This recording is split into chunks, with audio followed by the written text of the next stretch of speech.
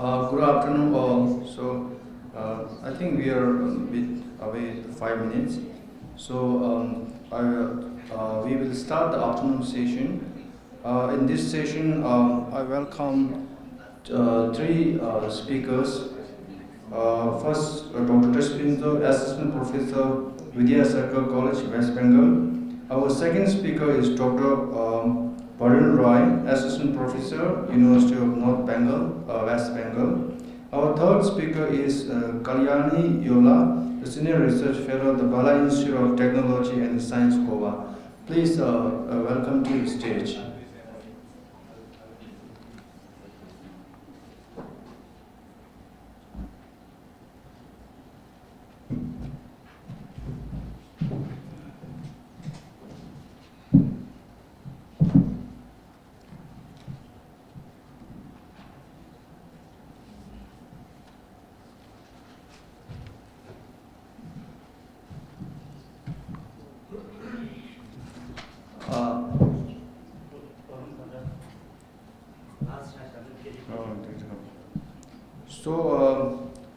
I won't say much because right now the time is 1:30.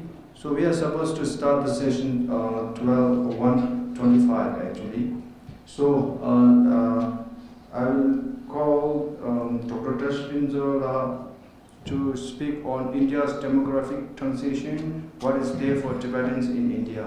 And so Dr. Tashi, you have maximum 20 minutes.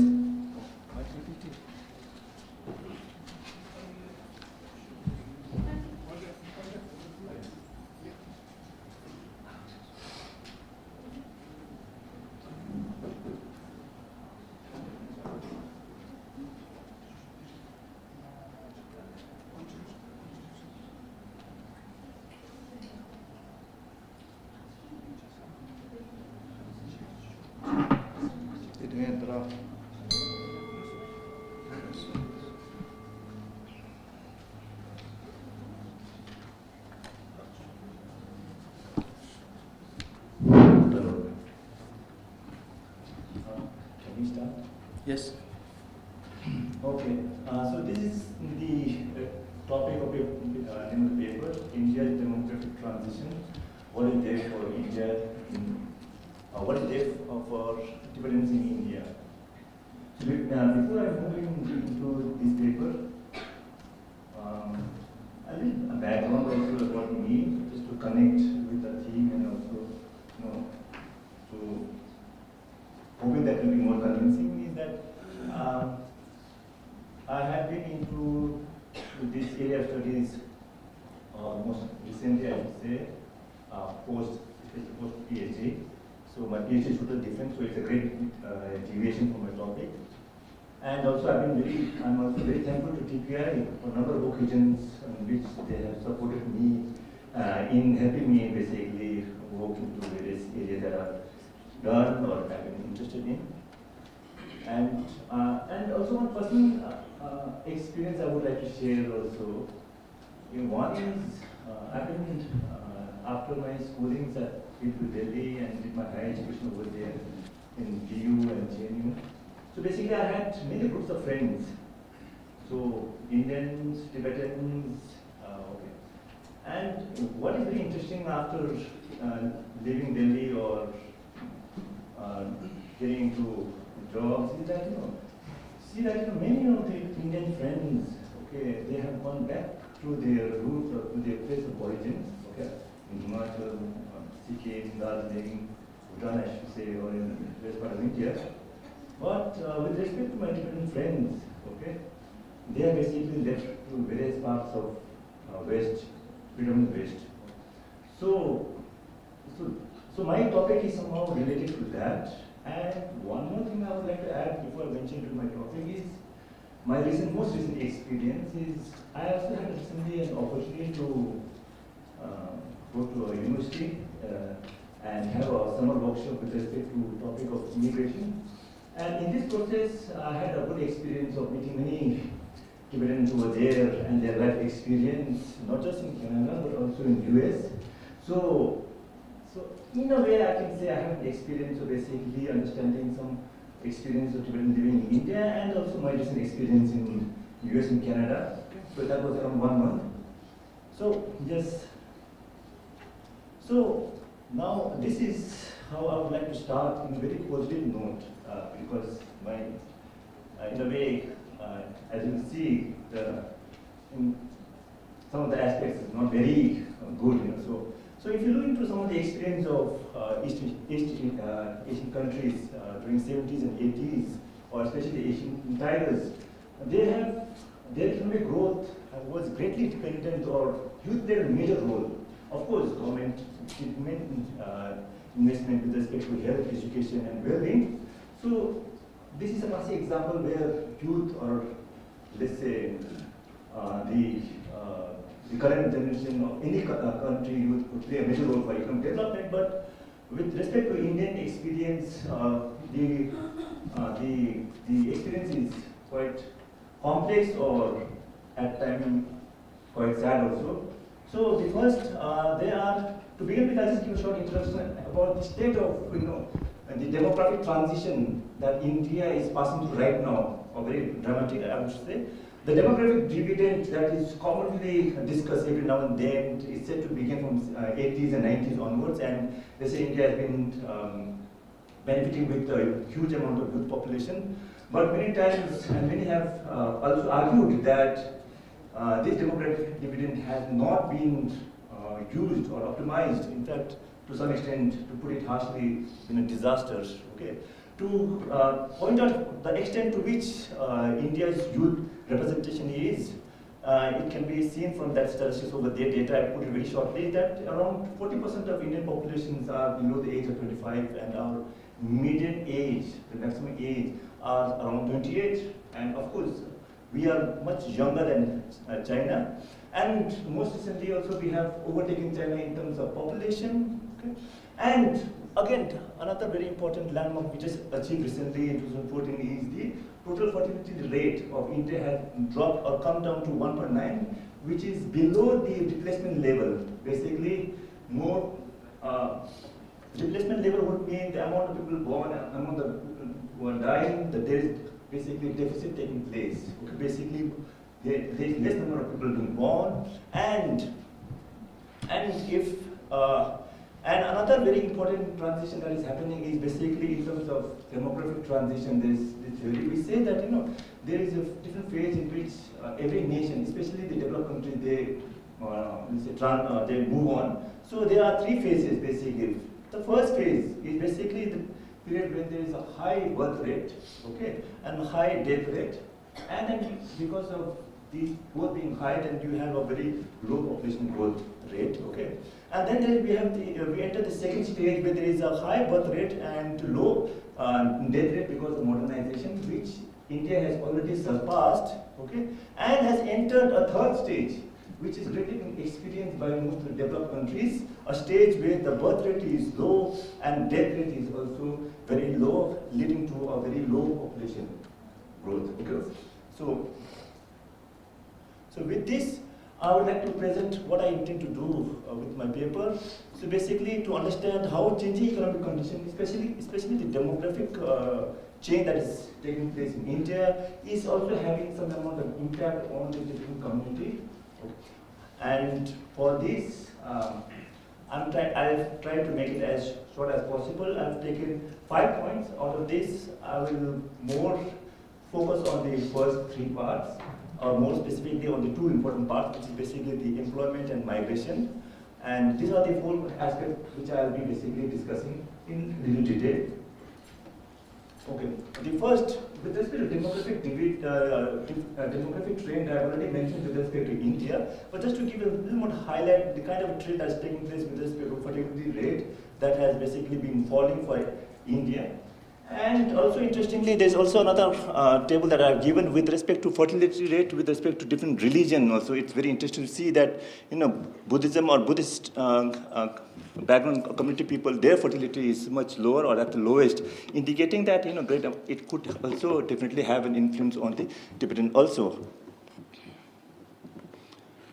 And now this is Okay, before I basically venture further, how I'm going to do is basically I'm going to present both India's case and Tibetan case simultaneously, and try to connect the two, how they are related. So if you look into this is basically the data I've collected.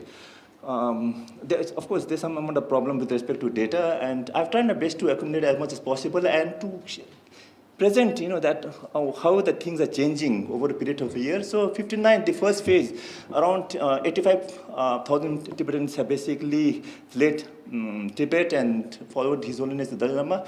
And after that, there has been a second phase which has taken place around 80s, when more number of Tibetans have basically come to India or South Asian region.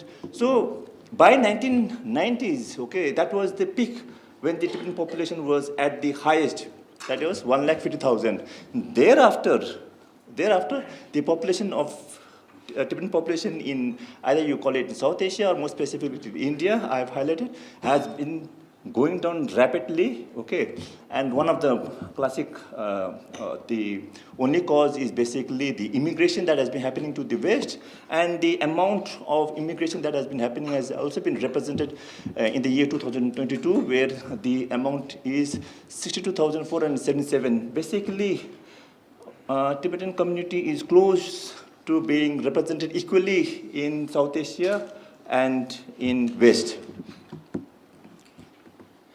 Now, coming to the state of unemployment, now this is not a very good scenario to present out here. Generally, if you look into the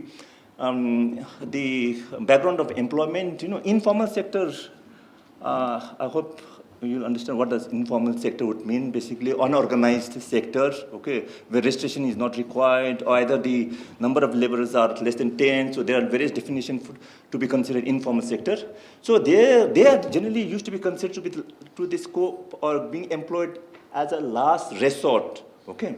Now things are basically reversed. Now the informal sector has become the dominant, not just dominant, okay, it's become the almost close to, 95% of the employment generation, if you look in Indian context. So I have some figure over here. So this change has basically started to take place from 1980s onwards, and you can also call it as informalization of formal sector.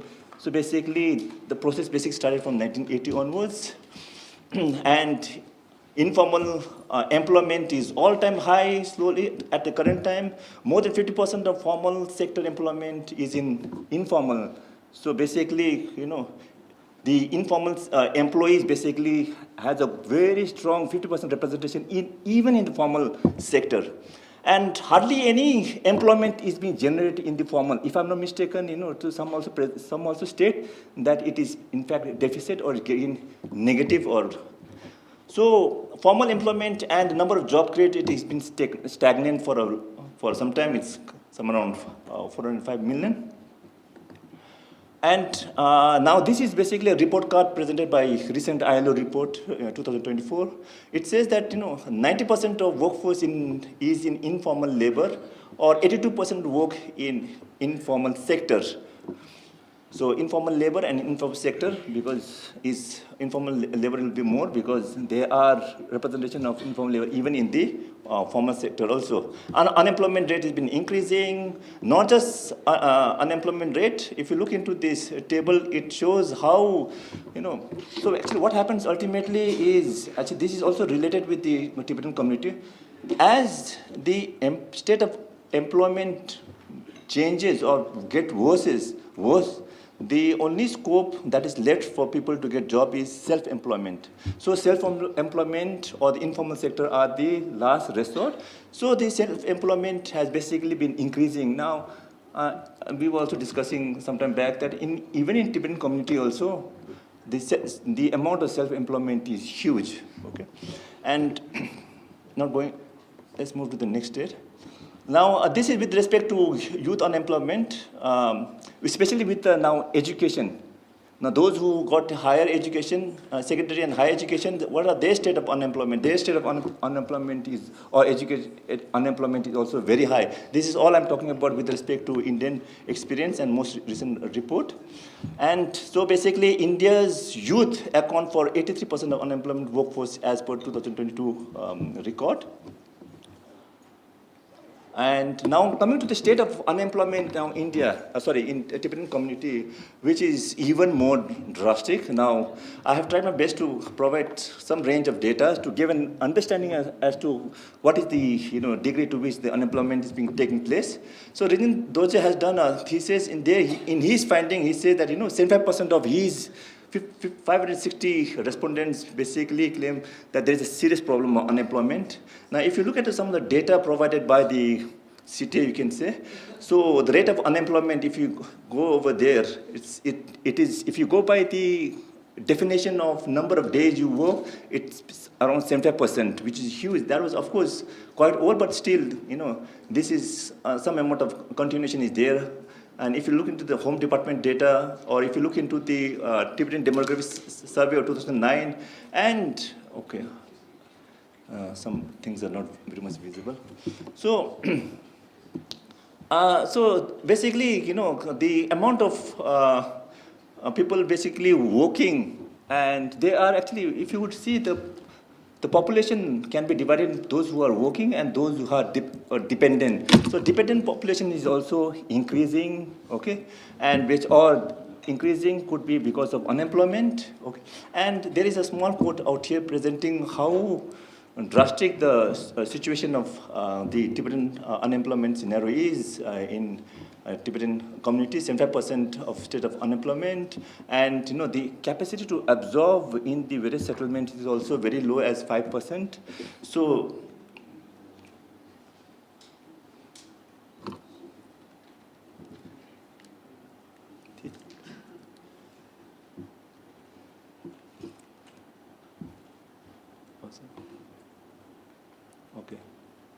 now, coming to the causes of thing, how do we explain now? Of course, first explanation is very obvious, is basically, given that there is no scope to get employment within the community, there is also, the state of unemployment in outside the community or in India is already very sad, and so you cannot expect. And second is with respect to structural change of employment. By structural change of employment, I mean, earlier, before 1990s, if you see, the nature of employment was greatly dependent on primary sector, agriculture, farming, or secondary sector such as like a carpet industry. They were doing very well, and many of the people were employed over there. But post 1990s, late 1990s, these basically sectors basically to great extent perish, you can say, or there is no scope for employment generation in this sector, because of which now the service sector is the only dependent sector.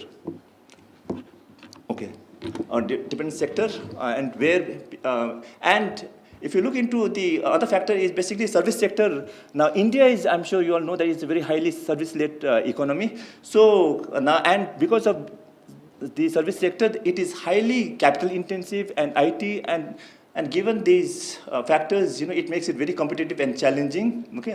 And there is other issues with respect to employment, getting citizenship, requirement of document and licensing has been a major employment issues, even in the case where people wanted to be self-employed.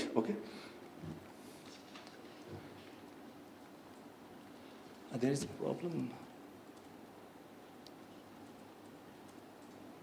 Migration. Now another concern that I would like to raise is with respect to migrants.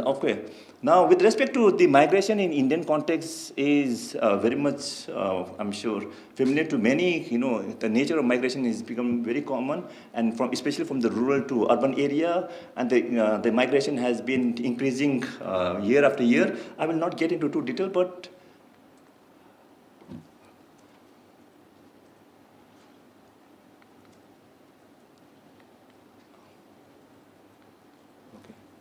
Now, of course, migration can take place in two aspects. One is the internal migration, and the external migration. My concern I will focus with respect to is the external migration. With respect to external migration, if you see, according to the report by SAR, they took two, let's say, areas, Europe and Australia, the areas where they are increase of immigration of fourfold. US and Canada happen to be the favorite place of destination. And this data gives a very important information as to the extent to which the migration has happened after a decade from 1998 onwards. There has been 76% increase. And from 2009 to 2020, if you take that SAR data, so the increase of basically the migration to the West has basically gone or increased by more than 200%. And this basically graph presents the areas where the most favored destination in European countries. I've just highlighted some of the states where it is, the number of migration has taken the maximum, okay? So basically it's Belgium, France, and Swiss are the countries. And, okay, and the 2 points that I would like to end with, one is the cost of raising children. This is also another important factor. I don't know, I'm sure you must be familiar, that slowly in Indian context or in Tibetan context also, the cost, direct cost of raising children, education, you can say, and indirect cost, many times there are cases where parents have to sacrifice their job and look after the kids, so those will be coming under the indirect cost. So, and these factors basically has a great implication on the fertility rate also. And over a period of time, because of the increasing cost and also inflation also has a major role to play, has basically reduced the mortality rate, reduced the fertility rate, and and also the kind of policies with respect to education, health, okay, and the changing perspective of elderly dependence on the children and more dependent on the saving retirement. These also factors are basically influencing the Tibetan community, and because of which the fertility rate, just like in Indian context, in Tibetan context also, we have a decreasing fertility rate. Okay, with respect to this, I'll just like to make one point. The great amount of Tibetan communities are dependent on winter sweater selling business. Now, with the initiative of a great transformation, or should I say revolution with respect to digitalization in Indian community, especially post-COVID, there has been a great challenges being experienced in these in the Tibetan community who are dependent on the winter sweater selling business, and this is also a similar case being experienced in the Indian context also. So these small businesses are having a very tough time with respect to their survival. And with this, I would like to end saying that the challenges. The challenging economic condition in India, specifically with respect to the demographic changes, is having a major impact on the Tibetan community. The state of unemployment in India and even the aggravating state of unemployment for the Tibetan community is playing a significant role for Tibetan to migrate to the West. And further, this migration will have a further implications on the kind of, let's say, vibrancy of Tibetan community in India. Thank you. Thank you. I hope this bell is not made by China. Okay, I hope since we are running out of time, actually 5 minutes running out of time, so I compromise all my 5 minutes to this panel. So hopefully to the further two panelists, hope that you have to stick for your time also, as like what I did. Next our panelist is Dr. Roy. Are you ready? Actually, okay, then that's good. So next our speaker is Dr. Barun, Assistant Professor, and he will speak on Diasporic media, the discourse of the homeland and identity in Tibetan newspaper in India. So, Dr. Roy, you will have maximum 20 minutes. Your turn start.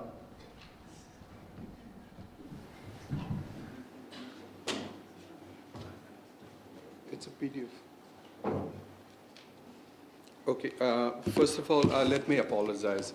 I'm extremely sorry. To Mr. Tsewang Dorji, Dr. Tsewang Dorji, and to our respected professors. I came late. I'm not usually late, but we had an interaction with Tibettv. And since I'm working, one of my research is also on Tibettv, so I was engaged there for a bit. So I'm extremely sorry for that. Let me start today. I'm grateful to TPI, Tibet Policy Institute, for giving me this opportunity. Let me start, once they will be working on the PDF, let me start there. But let me start with a quotation by Theodor Herzl. Some of us might know him.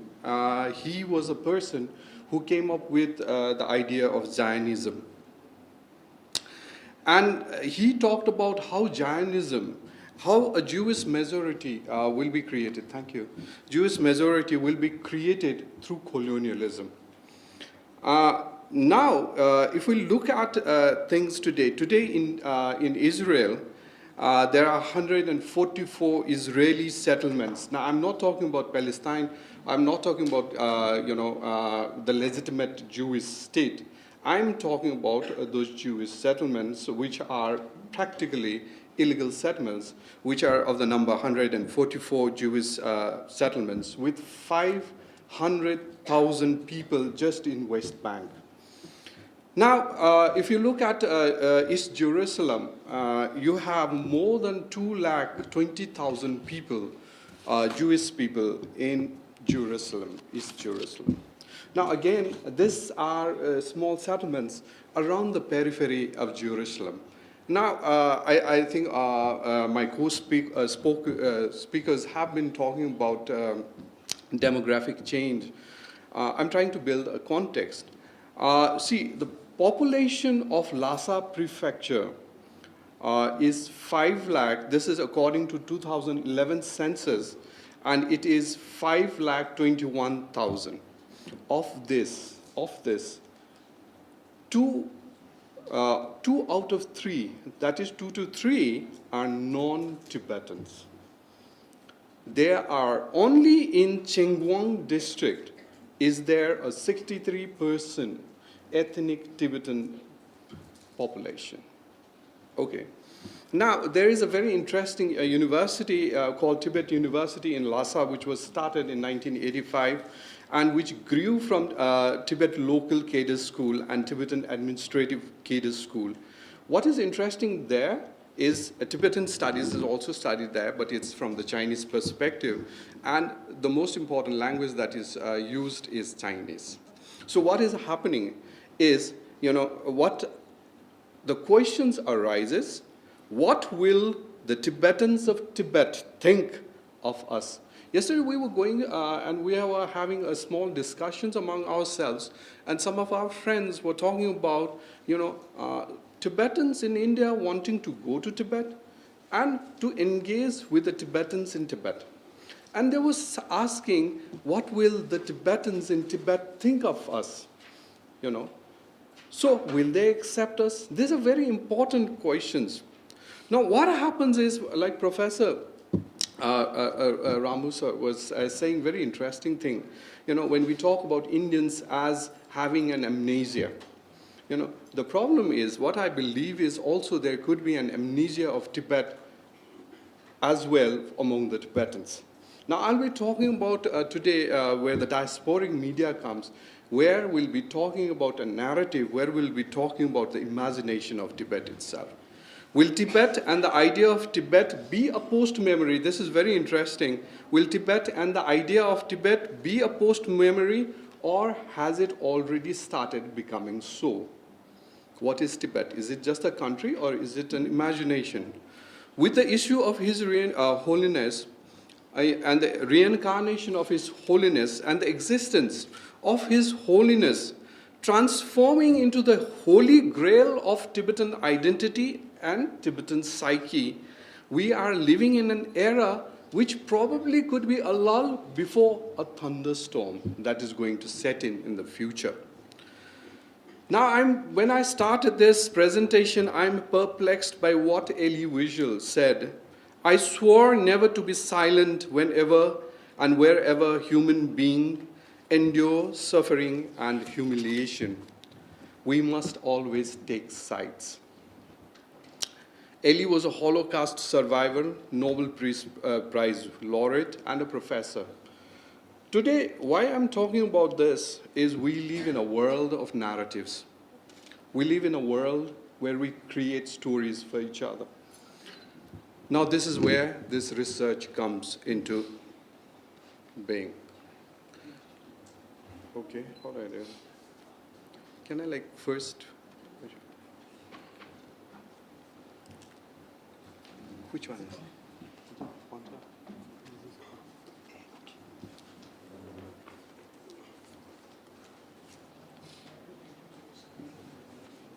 Yes, yes. I don't think, will it be? Yes, okay.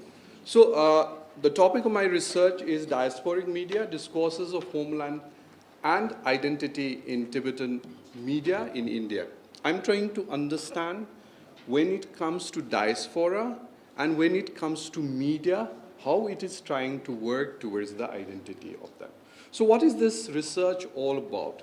This research basically takes a look at the diasporic population on one side and mass media on the other side. Now, amalgamate it with the idea of Tibetan nationalism, or most important, Tibetan identity. So what do you have? You have an existential dilemma. You know, this existential dilemma exists to a large extent, not just within Tibet, but with all over the world. Now, what are my three critical questions that I am looking at? I'm trying to look at how diasporic media help the Tibetan diaspora keep in touch with their original culture while negotiating with the mainstream society of their adopted country. Isn't it? We are in India speaking in English, talking about Tibetan issues, isn't it? Look at the amalgamation of that. Given the majority of Tibetans now living in India were not born in Tibet and have not visited Tibet, how do diasporic media discourses strengthen self-representation of these generations of Tibetan diaspora? Now, today's Tibetan youths, how do they look at themselves without any memory of Tibet? Isn't it? And then what are the implications of these discourses in the transnational identity of Tibetan nationalism, diasporic identity politics, and ultimately the peculiarities of diasporic media itself, which is creating a unique place for itself within media ecosystems in the present intensively globalized world. I'm also trying to look at how media itself, when it comes to diasporic media, how is it different from the so-called mainstream or the homeland media? You know, the fact that today Tibettv is webcasting this, you know, and how important such, players play. Now, my methodology has been, that's why, I have taken into consideration three media products or media houses. One is, I'm looking at it in the international perspective, and that is Tibettv, you know. The other I'm looking at in Tibetan is a magazine, a journal called Tibetan Review, which is a fantastic journal. And the third one is local, which is a defunct newspaper, which was published from Kalimpong, and it was called The Mirror of the News. I'm trying to use critical discourse analysis where I'm trying to segregate all the media contents through systematic random sampling and then analyzing them.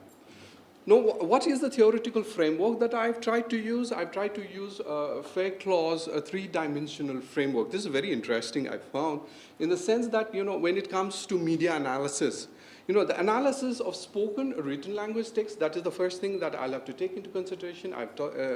The second one is the analysis of the discourse practice. How do they create? It's not just the text, but what are the ways are employed to use, goes into text production, distribution, and consumption. Tibettv is not a broadcasting channel, it's a webcasting channel. So you can find why it is not like Aastak, but why it is relegated to the web channel. So analysis of discursive events as instances of social-cultural practice, how and what they do in terms of the analyzing this. Now, I have tried to round this up by using George, actually it's not hers, but she has done an extensive work on the universalism, particularism continuum. So I'm trying to look at how we particularize the universal and universalize the particular.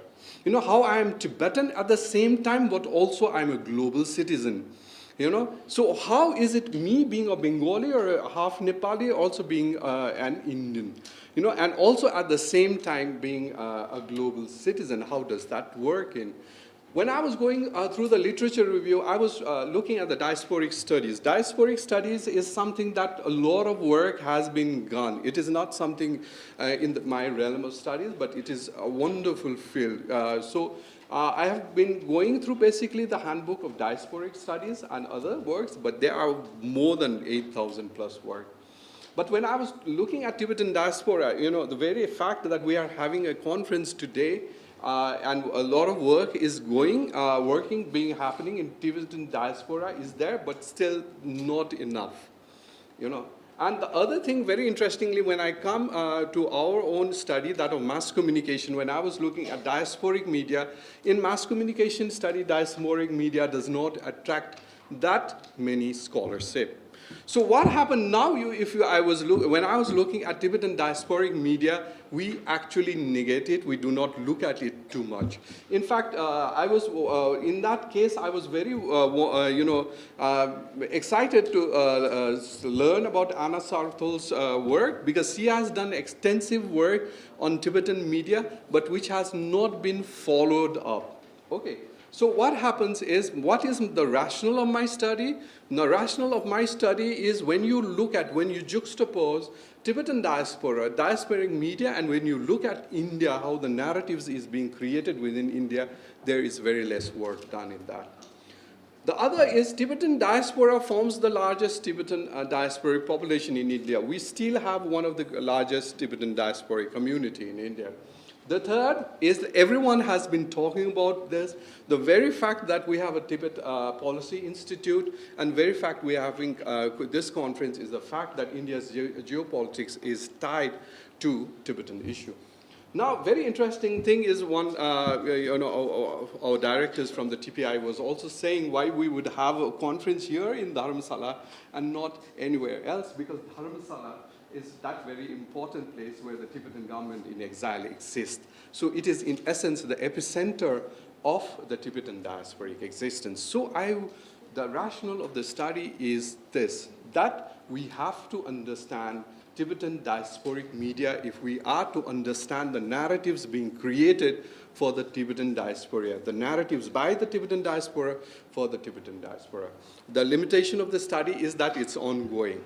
I bought my diary, so all the feedbacks will go into my diary, and I would like to request you to help me in this study. Now, it is at present only taking into account 3 media outlets, and one of which is defunct.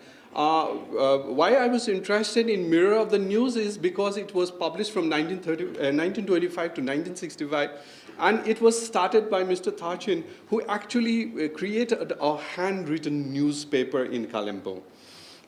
And it was so extraordinarily local in nature, but at the same time it catered to this global perspective. This is 1925 in British India, and then of course Tibet as being an independent country there. Okay, why I have done so at present is only 3, so that I can engage in a very, very in-depth study. Of course, we can go ahead and look at things. The other third one is Tibetan diasporic media needs to be studied in great earnest in its entirety today. The digital media, for example, the new media, we need to study a lot, because a lot of things is happening. Our friend Yugal has also worked on a lot of things is happening on the social media and how the diasporic media is taking place there. Now, let me talk about the Tibetan diaspora. I am using the very idea of state-linked diasporas or the stateless diasporas. which are based on their identity, linkage, and non-linkages. So what happens here is Tibetan diaspora is deemed to be as those belonging to the stateless diaspora, which has been unable to start its independent state. Now, we have to understand the fact that there are indigenous Tibetan people in India, not just those people who came as refugees from Tibet, but indigenous Tibetan-speaking, Tibetan cultured people in India as well. So we cannot mix them up with the Tibetan diaspora as a part of the non-state diaspora. So basically this was. The other thing is basically regarding the diasporic media is the fact that it is basically, the simplest of definition is by the diasporic people for the diasporic people. So it is content that is created for the diasporic people for the diasporic community. So for example, Tibettv, Tibetan review, Tibettv is created by the diaspora here for the community. Now, why is this very important? When I was just going through a casual review of Times of India, Hindustan Times, and Telegraph for 1 year, if I looked at their, the page, the first page, and I found that if we are to look at, give different texts, for example, His Holiness, the Dalai Lama, Tibet, Free Tibet, Tibetan freedom, human rights in Tibet, what happens is there is a slide down. What this means that in 1 year, there were only one issue, or one news that was covered that ranged between 10 to 15 when it came to His Holiness, the Dalai Lama. When it comes to Tibet, it slides down. When it comes to Free Tibet, it slides down further. When it comes to Tibetan freedom, human rights, and Tibetan, it slides further, which means that the mainstream media does not really care, or it does not come in their notion of, I think this is where the Tibetan diasporic media comes into play. It should be the other way around. The first is, of course, the Tibettv. The second is the Tibetan Review. The third is fantastic. The first page of Mirror of the News, which was handwritten newspaper. And you can see all the drawings have also been done handwritten. The very interesting thing was there were advertisements which were kind of made, you do something and then created an advertisement. That's why I was fascinated, because I'm interested in media history also, so I was fascinated with that. So this is where this comes in. Of course, there are a huge number of Tibetan media, diasporic media, but this is what I took into perspective when I was trying to start research. Now, we all know Tibettv. Tibettv today is, engaging and webcasting this, and they will be going through, putting this online probably by Saturday. That's what I was told. Now, very interesting thing about Tibettv is that it is a web TV. It is engages in webcasting and not broadcasting. What does it does is that it is primarily a YouTube channel, but it's very fantastic in the sense that if it was supposed to be a broadcast TV, then there would have been a huge problem, the logistics. And then the laws and the regulations concerning a broadcast TV is also very, problematic when it comes to, but when it comes to YouTube channel, and the way they are doing is very professional, so they are in all sense a legitimate TV, but they are webcasting it. So they have an immediate global reach, okay. I was very interested to find that they actually, webcast news in German, Italian, Spanish, Japanese, Chinese, Nepali, Tibetan, English, and so many languages. And some of the most important things is like, the Tibet This Week is a program, a regular program. Tibet from other sources is where they, send news from all over the world. So they are not just Dharmshala-centric, or they are not just India-centric, but they are global. They don't just cater to the global, but they also source news from the global. One of the, in fact, there is a very interesting editorial that was written in Tibetan Review, where it talks about how democracy has to be inculcated within the Tibetan imagination. And I believe that came into fruitification when not just coming into the existence of the parliament or the democratic system, but also through parliamentary proceedings, which are actually webcast live through Tibettv, which was very fantastic in that sense. And of course, the various documentary films they were made. Now, what happens is Tibettv is not registered with the Ministry of Broadcasting. Probably there are some issues with that, but it is registered as a part of the Societies Registration Act. So there is also a thing. Now, here are some of the programs that is, you see, the live webcast of the Parliament proceedings. His Holiness also is there.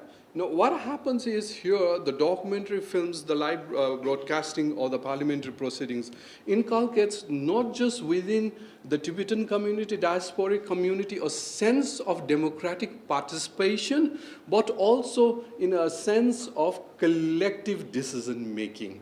So what does this show is that Tibettv is able to show that Tibetan government in exile is a democratic government, a democratic institution for the people and by the people, which contrasts to the hegemonic structure under which the Tibetan so-called autonomous region exists.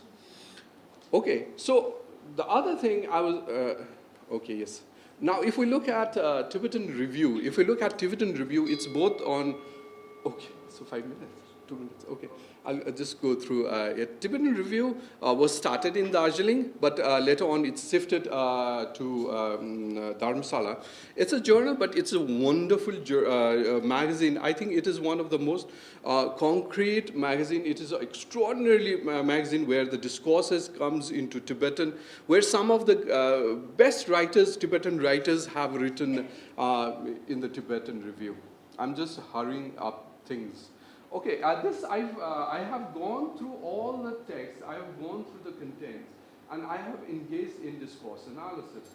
Now, this editorial, for example, Democratize or Be Damned in August 1997 is very, very important. For example, an illustration of Dharmshala's new China policy. Where is he, so on and so forth. What happens is, if you look at the narrative that is created right from there, it's not just the narrative of the imagination of the Tibetan homeland, but it is also very interesting, the narrative of democratizing, the need for the democratization of Tibetan society back in India, and also, Tibetan society being modernized in the sense of its very democratic and liberal views. Mirror of the news back home, it was very, it started in 1925, came to an end. In 1963, it was followed actually by Tibetan Freedom, which is another newspaper which was published in Darjeeling, which is still being published in Darjeeling. Okay, what it did was, Kalimpong at that time was at the center of, Tibet, and Professor Sarkar will also, center of Tibet, and the entire northeast, India, Nepal, and all. So what happened is, it played a very critical role. As such, the Mirror of News, which started in Kalimpong, and which was basically a handwritten newspaper, and only later on went into print, became the de facto newspaper of that time. His Holiness the 13th Dalai Lama and the 14th Dalai Lama used to subscribe to the newspaper, and it would be carried by the mule or donkeys from Kalimpong back to this. Yes, okay. Okay. So this is the sample, and this is the findings. So Tibettv is, the global cause, and what it does, it hits Tibetan existence with India with this thing.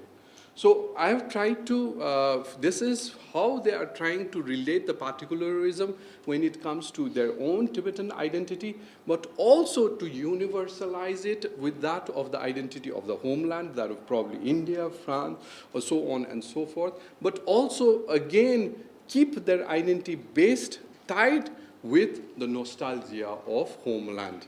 So at that same time, what he's trying to do is trying to navigate the old and the new identities. Thank you so much. Thank you. Thank you. Okay. Thank you very much. I think Tibettv must be very happy about this. Thank you very much. Before I call our third speaker, so I would like to welcome Professor Sagar. He is safely landed to Dharamshala. Now he is with us. So welcome to Professor. Thank you very much. Next, our third speaker is Kalyani Yeola, the Senior Research Fellow, Birla Institute of Technology and Science, Goa. She is going to speak on From Refugee to Resilience, the transformation of Dharamshala into a global Tibetan hubs. So your turn start, and you have 20 minutes maximum. Thank you.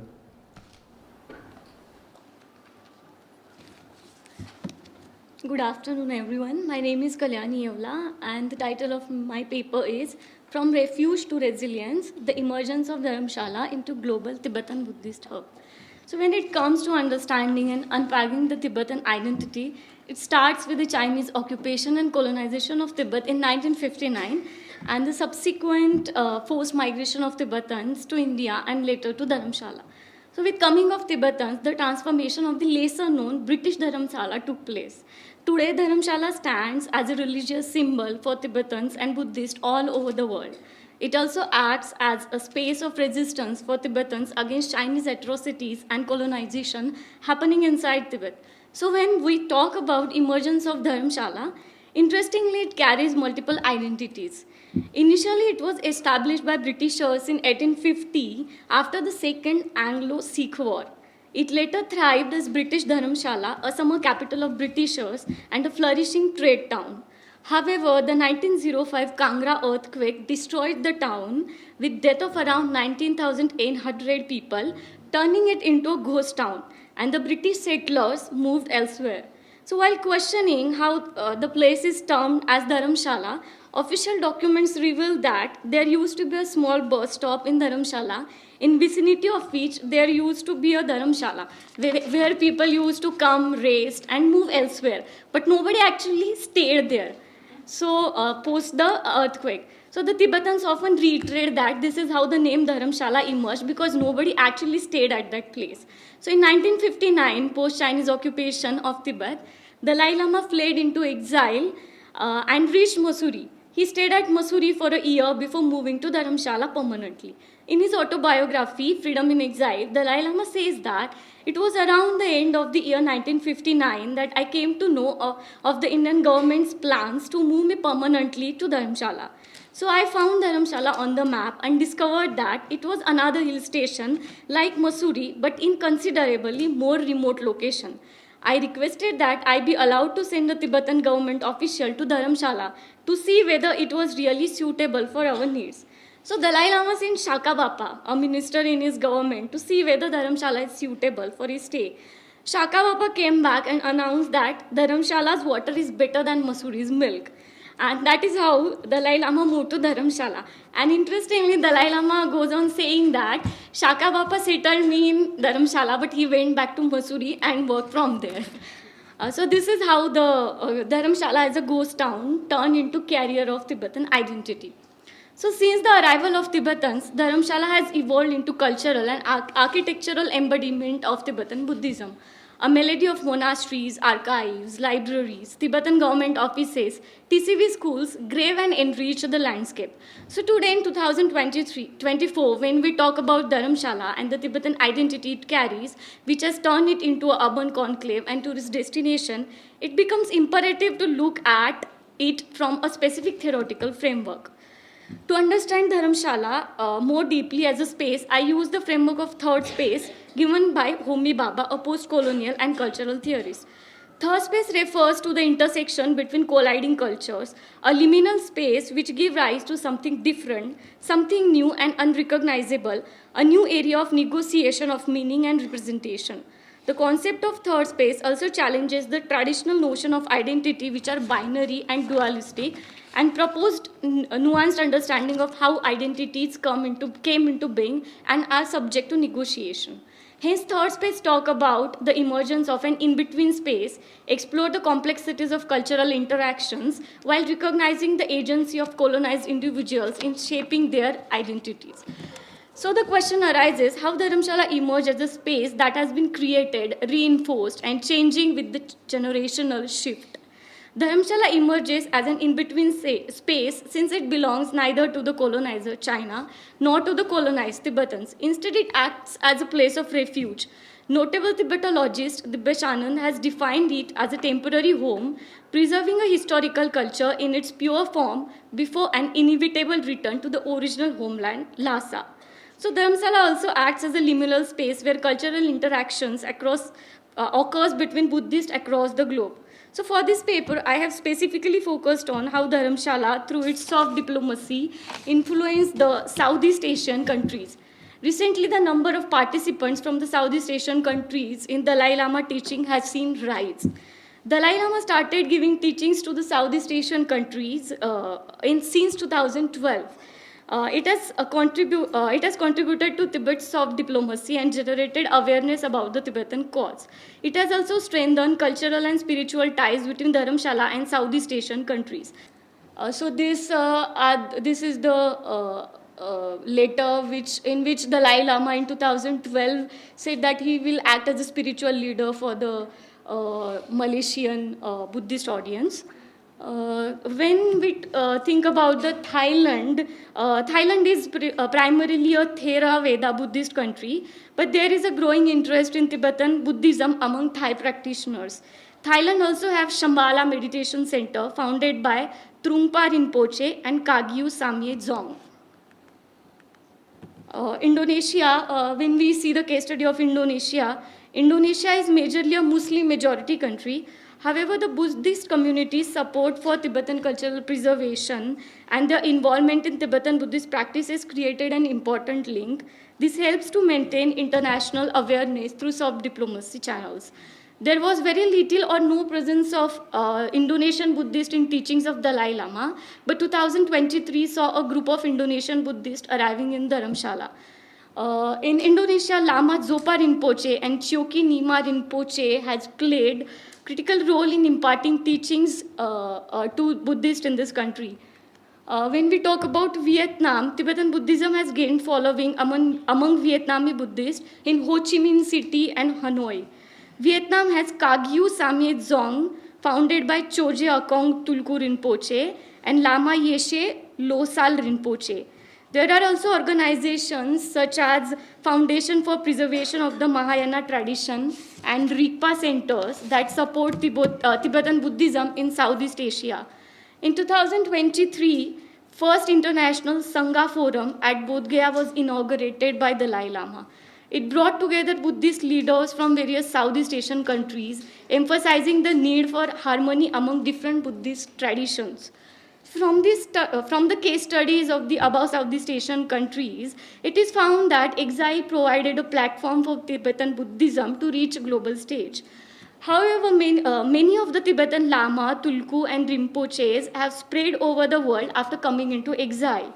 However, with passing of several prominent Buddhist Lamas, Buddhists in Southeast Asian countries are looking towards Dharamshala as the cultural center due to the presence of Dalai Lama, thus converting Dharamshala as a center of hope and interaction. Thank you.